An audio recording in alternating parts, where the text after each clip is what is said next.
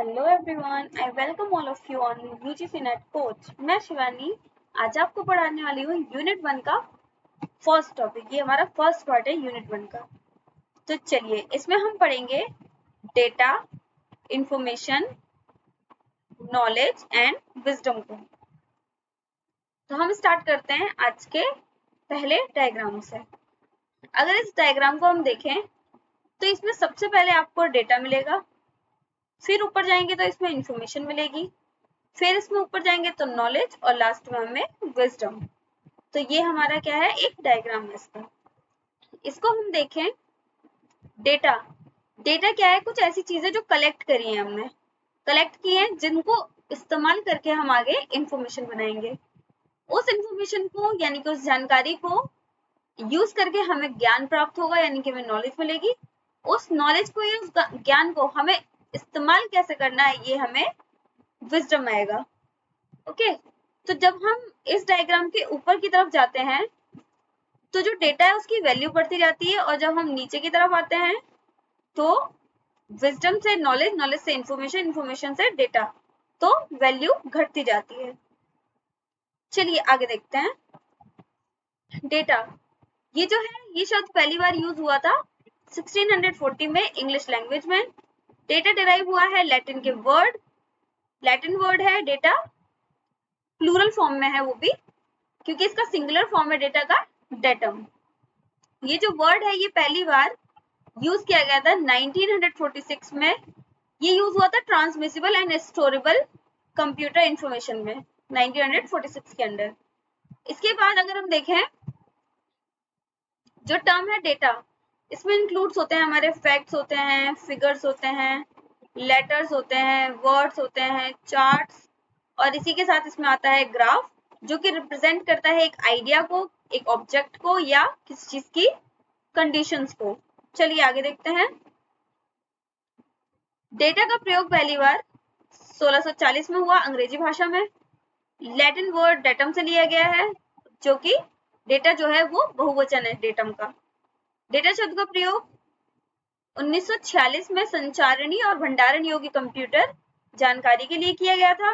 Data शब्द में तथ्य, आंकड़े, अक्षर, शब्द, चार्ट और ग्राफ शामिल होते हैं, जो कि विचार, वस्तु और स्थितियों का प्रतिनिधित्व करते हैं। अगर हम देखें तो अगर हमने लिखा TADE, इसका कोई मतलब नहीं है, टेट का कोई मतलब नहीं है, लेकिन अगर हमें एक जो रिसर्चर है उसने कोई डेटा कलेक्ट किया, उसको मिला TADE, अब क्या है, ये खाली लेटर्स की फॉर्म में है पर इसका कोई मीनिंग नहीं निकल रहा। और अगर वो इसको लिख दे DATE, तो इसका मीनिंग क्या निकलता है, डेट।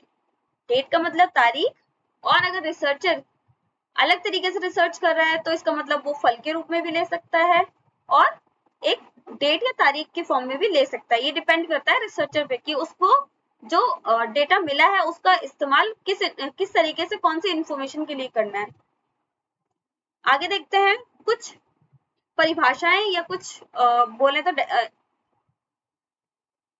डेफिनेशंस दी हुई है। तो पहली डेफिनेशन यूनेस्को के अकॉर्डिंग दी गई है, जिसमें डेटा को उन्होंने फैक्ट्स, कॉन्सेप्ट और इंस्ट्रक्शन के रूप में बताया गया कि इस रूप में उसको फॉर्मलाइज किया जाता है, मैनर सुटेबल फॉर, और जो ये मैनर है वो सुटेबल होता है कम्युनिकेशन के लिए, इंटरप्रिटेशन के लिए, और प्रोसेस करने के लिए बाय मतलब ह्यूमन के द्वारा प्रोसेस करने के लिए ऑटोमेटिक या फिर ऑटोमेटिक मीन्स को। इसके बाद देखें हम ऑक्सफोर्ड इंसाइक्लोपीडिक इंग्लिश डिक्शनरी, जिसमें इन्होंने बताया कि जो डेटा कैसे होते हैं, नॉन फैक्ट्स होते हैं। वेबस्टर्स जो है थर्ड न्यू इंटरनेशनल डिक्शनरी, ये डिफाइन करते हैं डेटा क्या है, समथिंग गिवन और एडमिटेड फैक्ट्स, यानी कि कुछ ऐसा जो कि हमें कुछ दे रहा है, कुछ प्रोवाइड करा रहा है, या कुछ ऐसा जो एडमिट कर रहा है फैक्ट्स को और प्रिंसिपल को, और प्रेजेंट कर रहा है उसको, प्रेजेंट करता है उसको, जो कि that upon which N interference, यानी कि इंटरफेरेंस के रूप में या आर्ग्यूमेंट के रूप में। चलिए आगे देखते हैं। हिंदी में अगर देखें तो यूनेस्को बताता है कि जो डेटा है वो औपचारिक तरीके से एक तथ्य है, अवधारणा है या निर्देश है, जो मानव या स्वचालित माध्यमों से संचार, व्याख्या या प्रसंस्करण के लिए उपयुक्त है।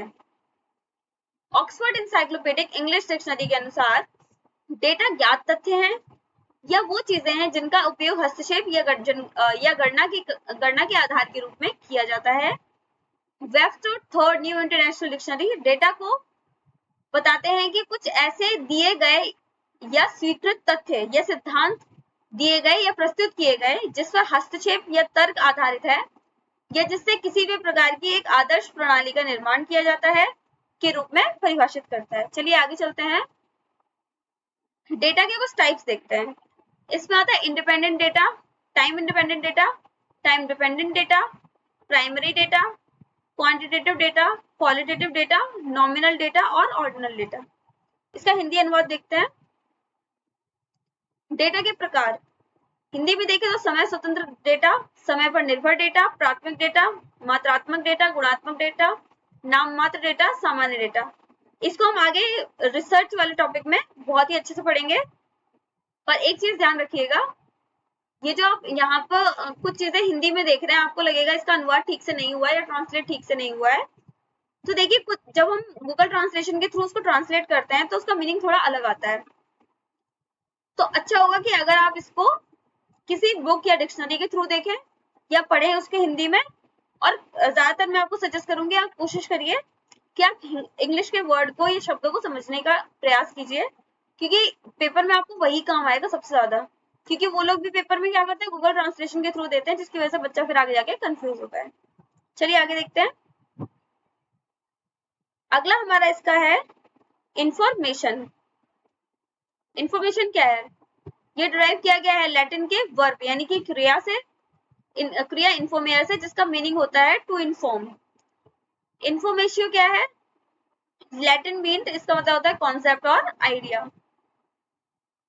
For data to become information, data को इन्फॉर्मेशन बनाने के लिए ये कैसा होना चाहिए? कॉन्टेक्चुअलाइज होना चाहिए, कॉन्टेक्स्ट में होना चाहिए, कैटेगराइज प्रॉपर तरीके से किया जाना चाहिए, कैलकुलेट एंड कंडेंस किया जाना चाहिए। इन्फॉर्मेशन दस इज डेटा। इन्फॉर्मेशन क्या है? डेटा है जो कि प्रोसेस किया गया है, यानी कि डेटा को जब हम प्रोसेस करते हैं, मान लीजिए आपके पास एक डेटा है, उसको आपने प्रोसेस किया, तभी तो वो इन्फॉर्मेशन बनेगा। जब डेटा को आप सही तरीके से अरेंज करते हैं, प्रोसेस करते हैं, तब क्या बनता है? डेटा से इन्फॉर्मेशन यानी कि जानकारी बनती है। आगे देखते हैं, हेरोड्स है एक, हेरोड लाइब्रेरियन ग्लॉसरी है, उसके अकॉर्डिंग, ग्लॉसरी यहाँ पे डिक्शनरी को बोला गया है, उसके अकॉर्डिंग देखा जाए तो इन्फॉर्मेशन क्या है? एक असेंबलेज है किसकी? डेटा की, in a comprehensible form of capable of communication. Comprehensible यानी कि अंडरस्टैंड किए जाने जैसा, मतलब एक डेटा को क्या किया गया है? अंडरस्टैंडिंग वे में लाया गया है कि लोगों को या रिसर्चर को वो समझ में आए और आगे जाके वो क्या किया जाए, इस तरीके से कैपेबल हो कि अगर कोई कम्युनिकेट किया जा रहा है, कुछ कम्युनिकेशन किया जा रहा है, तो उसमें वो समझ में आने के योग्य रहे। आगे हिंदी में देखते हैं जानकारी, ये क्या है? लैटिन क्रिया है, इन्फॉर्मेयर से लिया गया है, जिसका अर्थ होता है सूचित करना। लैटिन में सूचना का अर्थ है अवधारणा या विचार। डेटा को जानकारी बनाने के लिए इसे प्रासंगिक,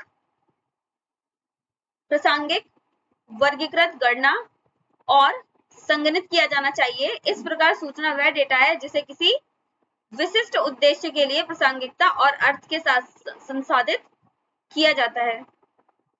सूचना वह उत्तेजना है जिसका प्राप्तकर्ता के लिए किसी संदर्भ में अर्थ और प्रासंगिकता होती है। हेरोड की लाइब्रेरियन शब्दावली और संदर्भ पुस्तकों के अनुसार सूचना क्या है?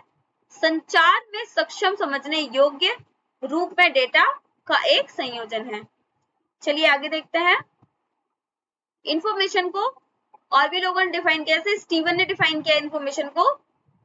इंफॉर्मेशन क्या है? Factual data, idea and other the knowledge emanating from any segment of society that are identified as being of value, sometimes gathered on a regular basis, organized in some fashion, transmitted to others and used in some meaningful fashion. Davis ने इसको define किया है, data क्या है? that has been processed into a form that is meaningful to recipient and is of real perceived value in the current or prospective decision. हाइस्ट ने इसको define किया इन्फॉर्मेशन को रिजल्ट ऑफ डेटा के रूप में, यूजुअली फॉर्मलाइज्ड इन प्रोसेसिंग। इसका हिंदी अनुवाद अगर हम देखें तो स्टीवंस ने सूचना को समाज के किसी भी वर्ग से प्राप्त तथ्यात्मक डेटा, विचार और अन्य ज्ञान के रूप में परिभाषित किया है, जिन्हें कभी कभी नियमित आधार पर एकत्रित किया जाता है, कुछ तरीकों से व्यवस्थित किया जाता है, दूसरों को प्रेषित किया जाता है और कुछ सार्थक तरीके से उपयोग किया जाता है। डेविस ने सूचना को डेटा जिसे एक ऐसे रूप में संसाधित किया गया है जो प्राप्तकर्ता के लिए सार्थक है और वर्तमान या संभावित निर्णय में वास्तविक अनुमानित मूल्य है के रूप में परिभाषित किया जाता है। हेस ने इसको बताया कि जो सूचना को डेटा का परिणाम आमतौर पर प्रसंस्करण में औपचारिक रूप से परिभाषित किया जाता है। चलिए इसके बाद में थियोरी ऑफ इंफॉर्मेशन भी कुछ है जो कि कम्युनिकेशन की थ्योरीज है। इसमें और भी थ्योरीज थी पर मैंने अभी एक ही ऐड की है इसमें, वो भी शैनन एंड वीवर की, जो कि बहुत ज्यादा इंपॉर्टेंट है क्योंकि आगे हम कम्युनिकेशन वाले पार्ट में सारी थ्योरीज को पढ़ने वाले हैं, इसलिए मैंने यहाँ पर एक ही थ्योरी को ऐड किया है। चलिए देखते हैं ये क्या बताता है। शैनन एंड वीवर के अकॉर्डिंग क्या है, इन्होंने मॉडल दिया है कम्युनिकेशन इज ट्रांसमिसिबल मॉडल, जो क्या करता है, एक्सप्लेन करता है कि इंफॉर्मेशन कैसे फ्लो होती है सेंडर से रिसीवर तक। इट वॉज फर्स्ट पहली बार पब्लिश हुआ था 1948 में और ये एक पेपर के द्वारा पब्लिश हुआ था। ये पेपर था a mathematical theory of communication. ये जो मॉडल है ये बेस्ड है on the idea that the communication is a linear one way process. और ये आइडिया है कि जो कम्युनिकेशन है वो कैसा, जो कम्युनिकेशन है वो एक लीनियर प्रोसेस है, यानी कि वन वे प्रोसेस है, इन्होंने बताया है। अब देखते हैं इससे सूचना प्रवाह कैसे होता है, यानी कि सूचना का संचार इसमें कैसे होता है। सबसे पहले एक इंफॉर्मेशन का सोर्स होता है जिससे ट्रांसमीटर किया जाता है या एनकोड किया जाता है मैसेज को एक चैनल के थ्रू ये जाता है रिसीवर के पास में जो कि डिकोडर होता है और फिर इसको डेस्टिनेशन तक मतलब ये अपने डेस्टिनेशन तक पहुंचता है। कई बार क्या होता है चैनल में नॉइज आता है, मान लीजिए कि आप कभी फोन पे बात कर रहे हैं और नेटवर्क इशू है तो वो उसमें नॉइज का काम करेगा। या मान लीजिए आप कहीं भीड़भाड़ वाले इलाके में हैं और आप कम्युनिकेट करने की कोशिश कर रहे हैं लेकिन क्योंकि शोर है इतना ज्यादा कि आप अपने मैसेज को सही तरीके से ट्रांसमिट ही नहीं कर पा रहे हैं, अपने मैसेज को पहुंचा ही नहीं पा रहे हैं रिसीवर तक। चलिए इसका हिंदी में देखते हैं। सूचना का सिद्धांत, जो शैनन एंड वीवर है, इन्होंने संचार का शैनन वीवर मॉडल एक ट्रांसमिशन मॉडल है जो हमें बताता है प्रेषक से रिसीवर तक की जानकारी कैसे प्रवाहित होती है। यह पहली बार 1948 में यानी कि 1948 में a mathematical theory of communication paper में प्रकाशित हुआ था। यह मॉडल इस विचार पर आधारित है कि संचार एक रैखिक या एक तरफा प्रक्रिया है। मतलब ये जो मॉडल था इसमें बताया गया जो संचार है वो वन वे प्रोसेस है, यानी कि हम एक ही तरीके से एक तरफ से संचार कर सकते हैं, दूसरी तरफ से नहीं कर सकते। इसके लिए हम एक एग्जांपल ले सकते हैं वॉकी टॉकी का। चलिए आगे देखते हैं। नॉलेज क्या होता है? नॉलेज है जानकारी, नॉलेज है ज्ञान। इंफॉर्मेशन है जानकारी, नॉलेज है ज्ञान। तो इसमें हम देखते हैं जो वर्ड है नॉलेज, इसका मीन्स एन अश्योर्ड बिलीफ और दैट विच इज नोन, मतलब ऐसा विश्वास कि हाँ कुछ है, जानने योग्य है ये, यानी कि जो हमें पता है, जो हमारे पास ज्ञान है। फिलॉसफी में इसको बोलते हैं, जो इसकी स्टडी हम फिलॉसफी में करते हैं तो इसको हम बोलते हैं एपिस्टोमोलॉजी, यानी कि in philosophy the study of knowledge की जो स्टडी होती है उसको हम एपिस्टोमोलॉजी कहते हैं। नॉलेज में भी नॉलेज को हम डिफाइन करते हैं एज ह्यूमन अंडरस्टैंडिंग, यानी कि जो मानव है उसके अंडरस्टैंडिंग के according of a subject matter, कि किस तरीके से उसका किसी सब्जेक्ट पे ज्ञान है, कितना ज्ञान है उसको किसी सब्जेक्ट पे लेके। अगर इसको देखें हम, that has been acquired through proper study and experience, तो ये कैसे एक्वायर कर सकते हैं हम, ज्ञान को कैसे एक्वायर कर सकते हैं? तो ज्ञान को हम एक्वायर करते हैं एक्सपीरियंस के थ्रू, यूजुअली जो बेस्ड होता है हमारे लर्निंग पे, थिंकिंग पे and proper understanding of the problem area पे। इन अ वे नॉलेज इज डिराइव्ड, यानी कि इस तरीके से नॉलेज है वो डिराइव होता है इंफॉर्मेशन से। In the same way information is derived from data. तो इसी तरीके से क्या होता है, जो जो हमें नॉलेज मिली है, तो नॉलेज हमें कहाँ से मिली है? नॉलेज हमें मिलती है इंफॉर्मेशन से। जिस तरीके से जो इंफॉर्मेशन है वो मिलता है हमें डेटा से। चलिए आगे देखते हैं। नॉलेज रिफर करता है बोथ, यानी कि नॉलेज क्या होता है, रिफर करेगा theoretical and practical understanding of a subject को। नॉलेज क्या है? एक एब्स्ट्रैक्ट नोशन है। एंड सम हैव सजेस्टेड, और कुछ सजेस्ट करते हैं कि ये कैप्चर नॉलेज है in symbolic form is to transform it into information as all knowledge is tacit knowledge। और कुछ लोग बोलते हैं कि जो सारी नॉलेज होती है वो tacit knowledge होती है। आगे हम पढ़ेंगे कि tacit knowledge है क्या। हिंदी में देखिए तो ज्ञान शब्द का अर्थ है सुनिश्चित विश्वास या जो ज्ञात हो। दर्शन शास्त्र में ज्ञान के अध्ययन को एपिस्टेमोलॉजी कहा जाता है। ज्ञान को किसी विषय वस्तु की मानवीय समझ के रूप में परिभाषित किया जा सकता है, जिसे उचित अध्ययन और अनुभव के माध्यम से प्राप्त किया गया है, जो आमतौर पर सीखने, सोचने और समस्या क्षेत्र की उचित समझ पर आधारित होता है। जिस प्रकार सूचना से ज्ञान प्राप्त होता है, उसी प्रकार डेटा से सूचना प्राप्त होती है। ज्ञान मानवीय अवधारणात्मक प्रक्रियाओं को एकीकृत करके किसी समस्या क्षेत्र में उसके कथित महत्व या प्रासंगिकता के आधार पर जानकारी की समझ का गठन करता है, जो सार्थक निष्कर्ष निकालने में मदद करता है। ज्ञान से तात्पर्य है किसी विषय की सैद्धांतिक और व्यवहारिक दोनों तरह की समझ से। ज्ञान एक अमूर्त धारणा है और कुछ लोगों ने सुझाव दिया है ज्ञान को प्रतीकात्मक रूप से पकड़ना, उसे सूचना में बदलना, क्योंकि सभी ज्ञान मौन होते हैं। चलिए आगे देखते हैं। इसमें Webster's new international dictionary of English ये बताता है कि नॉलेज क्या है? फैमिलियरिटी गेन्ड है बाय एक्चुअल एक्सपीरियंस के थ्रू, प्रैक्टिकल स्किल्स के थ्रू और टेक्निकल एक्विडेंस के थ्रू। चलिए आगे देखते हैं इसको हिंदी में क्या बोलते हैं। भाषा के नए अंतरराष्ट्रीय शब्दकोश के अनुसार जो ज्ञान है वो वास्तविक अनुभव है, व्यवहारिक कौशल है, तकनीकी परिचय द्वारा प्राप्त एक परिचितता है। नॉलेज के प्रकार देखते हैं।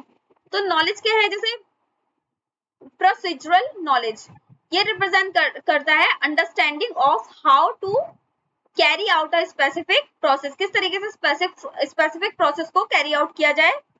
डिक्लेरेटिव नॉलेज, ये क्या करता है? ये एक रूटीन नॉलेज होती है जो कि क्या कहती है, about which the expert is conscious, it is swallow, ये क्या है? ये एक swallow knowledge है। swallow knowledge होती है that can be readily recalled since it consists of simple and uncomplicated information। इस तरीके की जो नॉलेज होती है वो ऑफन रिसाइड की जाती है शॉर्ट टर्म मेमोरी में। अगला देखते हैं हम सीमेंटिक नॉलेज। सीमेंटिक नॉलेज कैसी होती है? हाईली ऑर्गेनाइज्ड होती है और ये चंक्ड में होती है, यानी कि टुकड़ों में होती है। Knowledge that resides mainly in long term memory, ये जो नॉलेज होती है ये कहाँ पे रिसाइड होती है? ये लॉन्ग टर्म मेमोरी में रिसाइड होती है। Semantic knowledge can be include, जो सीमेंटिक नॉलेज होता है वो इंक्लूड करता है मेजर कॉन्सेप्ट्स को, वोकैबुलरी को, फैक्ट्स को एंड रिलेशनशिप्स को। आगे देखते हैं।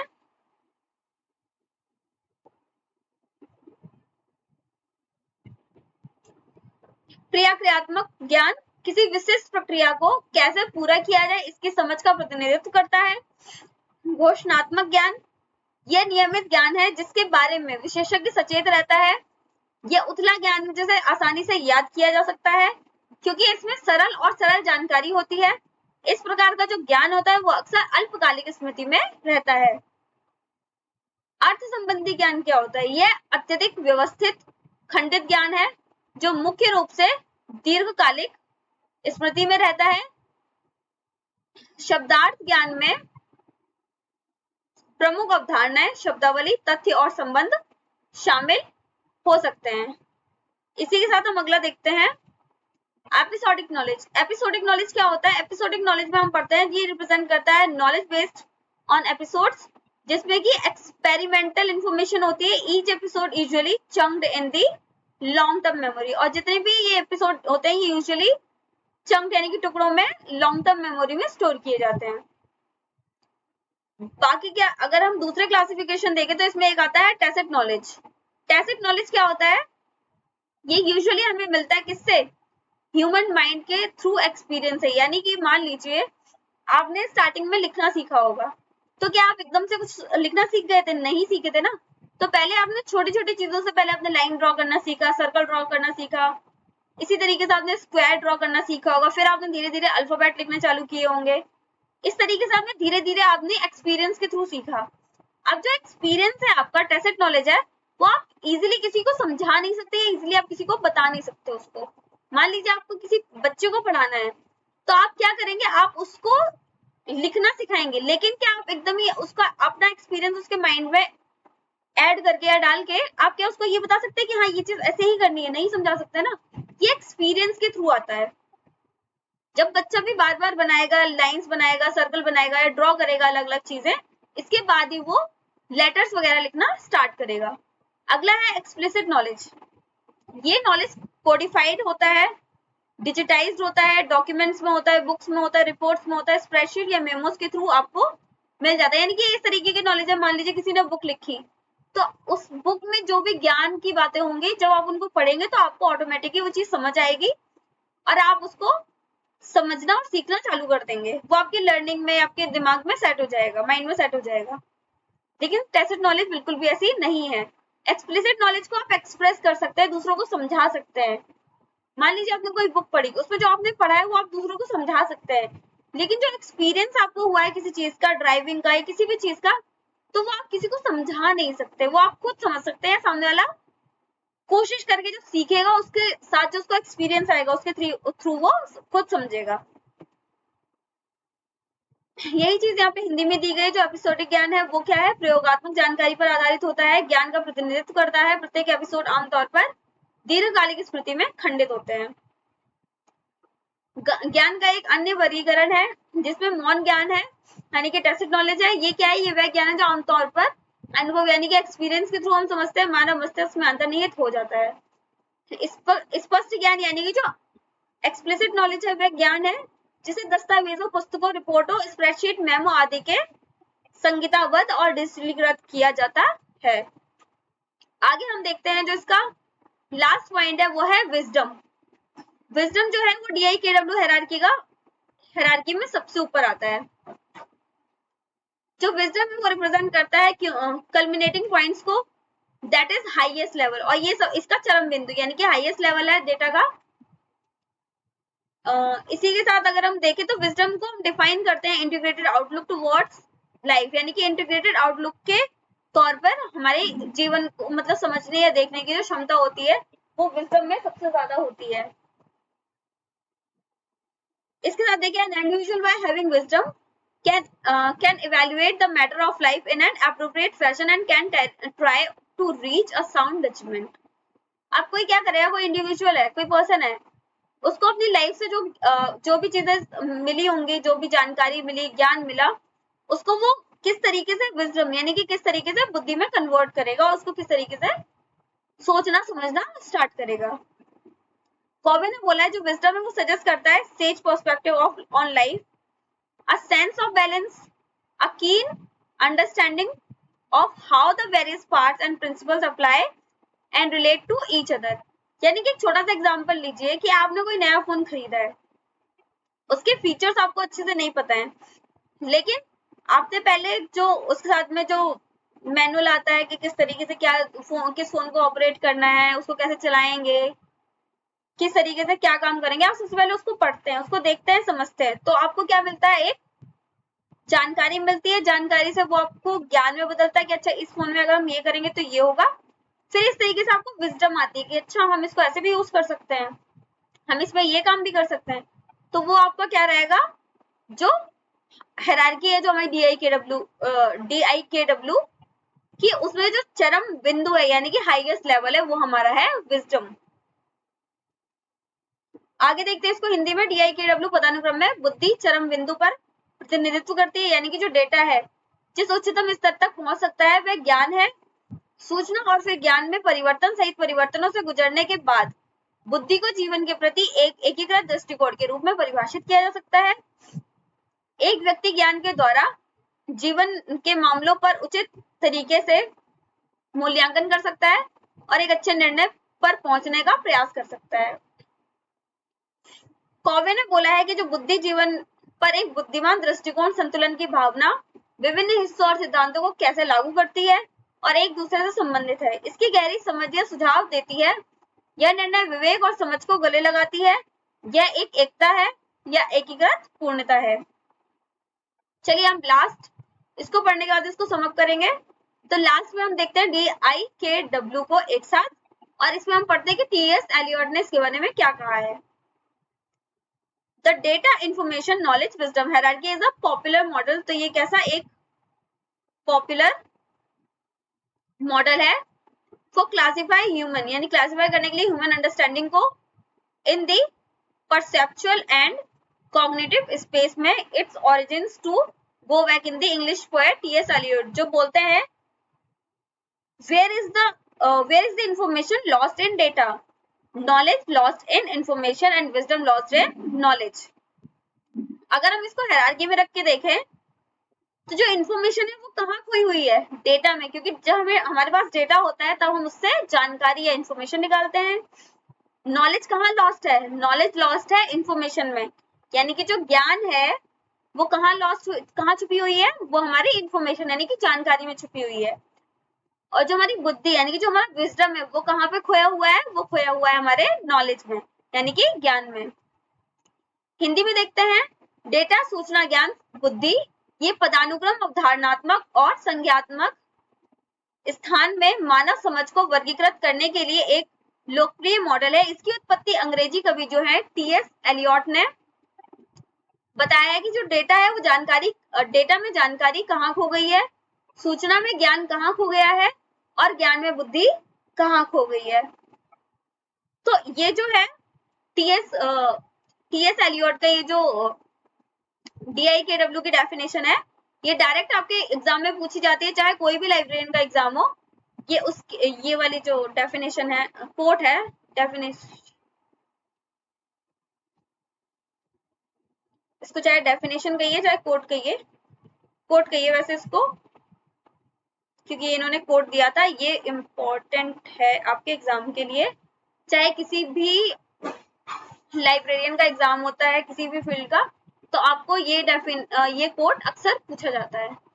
Thank you so much, hope तो आपको क्लास अच्छी लगी हो। अगली क्लास में हम इसका फर्स्ट यूनिट का सेकेंड टॉपिक पढ़ने वाले हैं।